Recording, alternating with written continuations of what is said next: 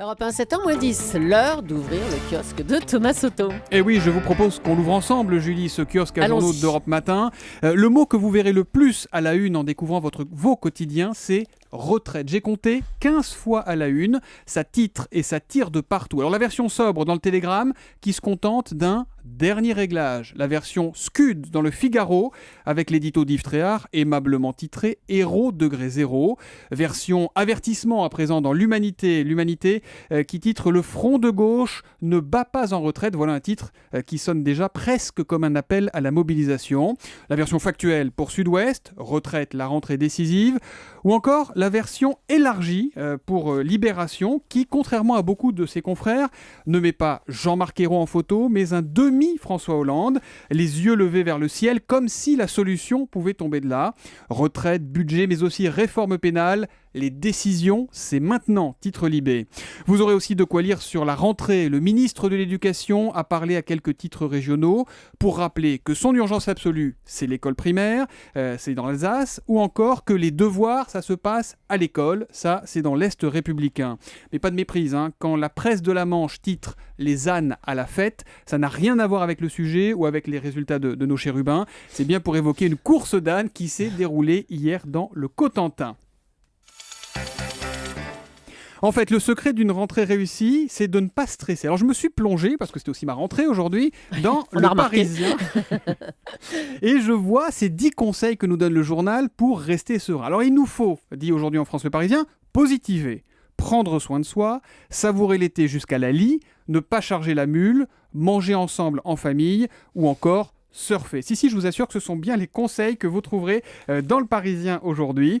Alors on a l'impression que ce sont des conseils de vacances plutôt que des conseils de rentrée. Bon, évidemment, quand on lit, c'est pas tout à fait ça. Et quand il s'agit de surfer, c'est le surf sur Internet pour les démarches, pour les achats qui nous facilitent la vie et qui nous font perdre un petit peu moins de temps. Se faciliter la tâche quotidienne, c'est un des secrets, paraît-il, d'une rentrée réussie. Allez, pour nous détendre vraiment, je vous invite à présent à aller prendre des nouvelles de la Tour de Pise. Bulletin de santé publié sur le site europe1.fr et que vous êtes déjà quasiment 20 000 à être allés lire. Ça fait des années, des décennies, voire des siècles que les scientifiques se demandent comment faire pour éviter qu'elle ne s'écroule à force de pencher, cette Tour de Pise. Eh bien, figurez-vous, Julie, qu'elle a décidé de se redresser toute seule. Par le sol alors. Vous allez voir. Comment 10 ans après la fin des travaux pharaoniques qui ont été entrepris pour la remettre droite, eh bien, les scientifiques ont constaté qu'elle s'était encore redressée, mais cette fois toute seule donc, sans l'aide de personne et de 2 cm et demi. Alors je sais, je vous connais, vous allez me dire 2 cm et demi, ça vaut quand même pas d'en faire des tonnes. C'est pas énorme, mais c'est quand même quelque chose. Ça prouve que cette tour de Pise, elle n'en fait qu'à sa tête. À moins que cela ait quelque chose à voir avec son adresse. Est-ce que vous savez où on la trouve, la tour de Pise ? À Pise. Oui, bien sûr. Axel de Tarlet, vous avez rejoint. Elle est où, la tour de Pise ? À Pise, moi, je sais pas. Très je bien, connais, c'est là. bon aussi. Elle est sur la place des Miracles, la tour de Pise. Ah, Ça vient peut-être de là. D'accord. Là. Axel, bonjour. Les unes de l'économie, Bonjour, c'est Thomas. avec vous sur Europe 1. On commence avec Peugeot Citroën qui réinvente en quelque sorte la prime à la casse. Voilà, on se croirait place des miracles presque. Peugeot a trop de stock, c'est ça la vérité. Et dans 15 jours, Peugeot sort sa nouvelle 308. Le problème, c'est qu'il a beaucoup d'anciennes 308. Du coup, Qui Peugeot, sont pas si vieilles ici. elles ont date de 2007. Ouais. Du coup, il faut les écouler. Donc Peugeot offre une remise de 5 500 €, mais sur l'ancienne 308, pas sur la nouvelle qui sort dans 15 jours.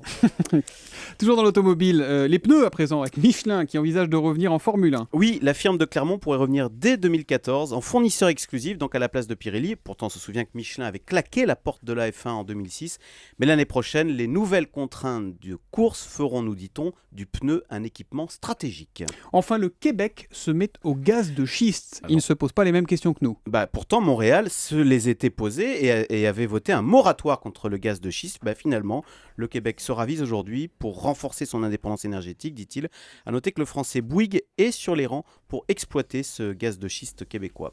Axel, on vous retrouve pour le Zoom de l'écho. C'est dans une dizaine de minutes, on parlera de quoi ? Des impôts, parce que derrière le ras-le-bol fiscal affiché du gouvernement, il y a pas mal d'hypocrisie, parce que concrètement, le gouvernement a tout fait pour que les impôts augmentent, et aujourd'hui, il ne fait rien pour qu'ils baissent. Axel de Tarlet, expert économique maison sur Europe 1. C'est à 7h10 tout à l'heure pour le Zoom écho.